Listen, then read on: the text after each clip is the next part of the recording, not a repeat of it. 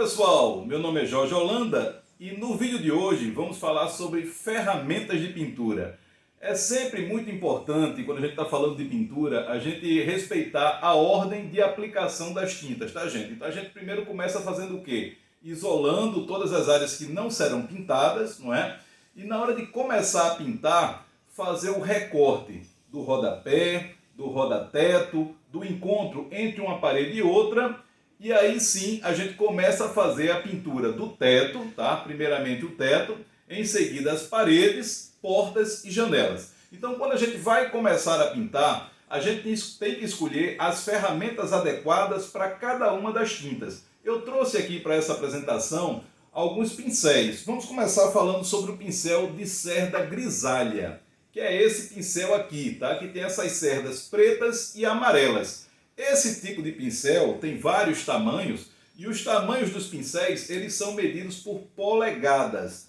Cada polegada tem 2,3 centímetros, tá? Então tem um pincelzinho de meia polegada, 1 polegada, 2, 5. Né? Esse aqui, por exemplo, é um pincel de 3 polegadas. Ele é interessante para fazer o recorte lá do rodapé, lá de cima, na parede, né? Então esse tipo de pincel de cerda grisalha ele é ideal para tintas látex, que são as tintas à base d'água. Você pode utilizar com as tintas látex acrílicas, látex PVA ou látex vinil acrílicas.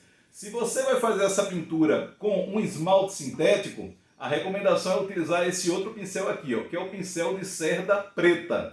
Esse tipo de cerda ele é bastante resistente ao solvente que é utilizado para diluir os esmaltes e também os vernizes. Então, se vai pintar com verniz, esse tipo de pincel também é bem indicado, tá? Agora, para vernizes, temos também um outro tipo de pincel, uma cerda mais macia. Essa cerda aqui ela é bem molinha, bem macia, não deixa ranhuras na hora da pintura. Esse tipo de pincel de cerda amarela é conhecido como pincel de seda, tá? Cerdas de seda. Ele corre bem agradável, bem suave, né? Sobre a madeira, na hora que você está fazendo a aplicação de um verniz, tá? Ele também pode ser utilizado para aplicação de tintas látex, os acrílicos, por exemplo, porque ele dá um finíssimo acabamento, sem deixar aquelas ranhuras do pincel na hora da pintura. Ele absorve bastante tinta, evita escorrimento também na hora da pintura. Eu trouxe para vocês também um outro pincel bem legal, que é esse aqui. Olha como é o formato da cerda dele. Ele é cortado aqui, né? Por que esse pincel tem as cerdas nesse formato? Para facilitar o recorte do canto lá do teto e o canto da parede, né? Então esse tipo de cerda aqui, cortada dessa forma, facilita na hora da gente fazer os recortes, tá? Então é mais um tipo de ferramenta, né? Temos também essa outra cerda reta, também é uma cerda de seda macia para pintura de vernizes e esmaltes, né? Em tamanhos maiores e menores, tá? Então esses aqui são os pincéis, ok? Bom, além dos pincéis, a gente vai utilizar também os rolos, na é verdade? Então a gente tem aqui um rolo de lã alta.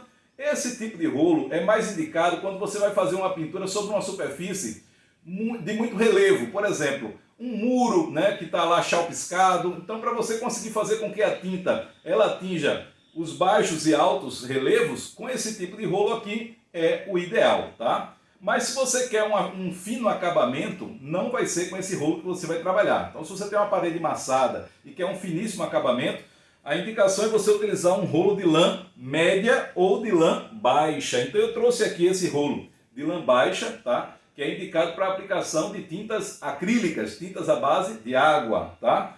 Tem ele nesse tamanho, que é o de 23 centímetros, e tem também em tamanho duplo. Com esse rolo de tamanho duplo, você, meu amigo pintor, consegue acelerar bastante a sua pintura. Rapidamente você consegue fazer aí o seu trabalho de pintura. E ele tem um garfo, como a gente sabe, é essa estrutura aqui que segura o rolo, né? Ele tem um garfo também de tamanho duplo, tá?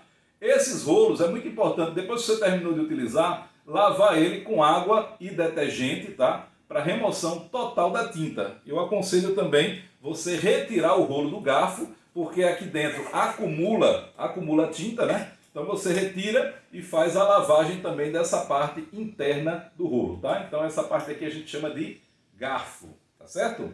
Bom, Se você quer um finíssimo acabamento numa tinta acrílica, eu indico esse rolo aqui, ó.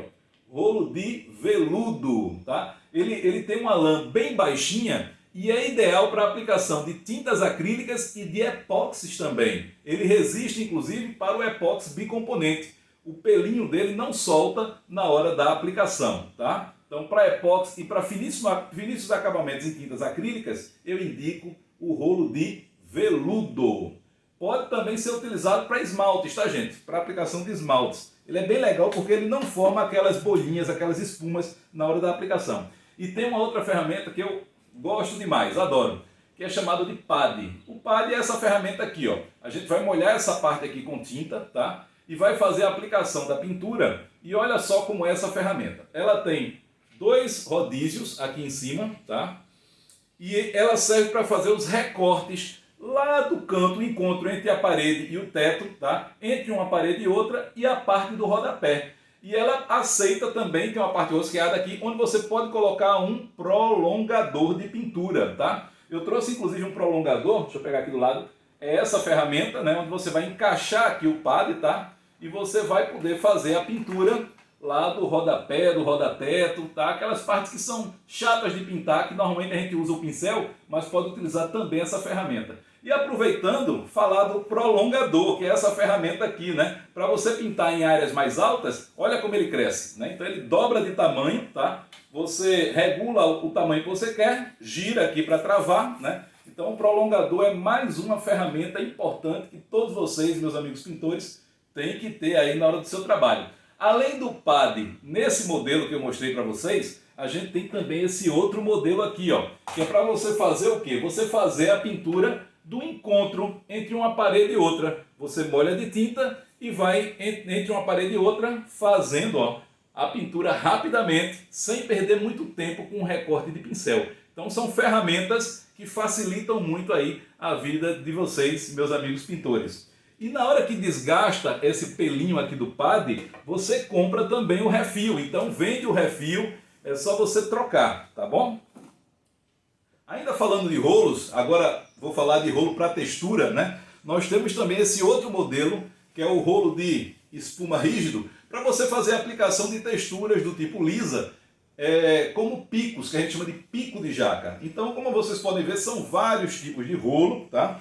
E na hora de facilitar, para facilitar a molhagem do rolo, né, com a tinta, nós temos também essa outra ferramenta que é a caçamba, que todos vocês muito bem conhecem, né? Alguns, inclusive, utilizam a própria lata de tinta, cuidado na hora de cortar o flandre da lata para vocês não se machucarem. Mas o ideal também é utilizar uma bandeja, onde tem uma parte mais profunda, que vai ficar aqui a tinta, e essa rampinha, onde você vai colocar, vai tirar o excesso da tinta, e vai com um rolo para a parede, sem respingar, já com a quantidade certa. E eu tenho aqui um outro modelo de bandeja, bem maior, que é essa daqui, ó, onde você vai utilizar com o rolo de tamanho duplo, tá? Então, essas são algumas ferramentas que eu trouxe para apresentar para vocês nesse vídeo de hoje. E no próximo vídeo eu vou estar trazendo muito mais ferramentas para apresentar para vocês. Gostaram? Então até o próximo vídeo.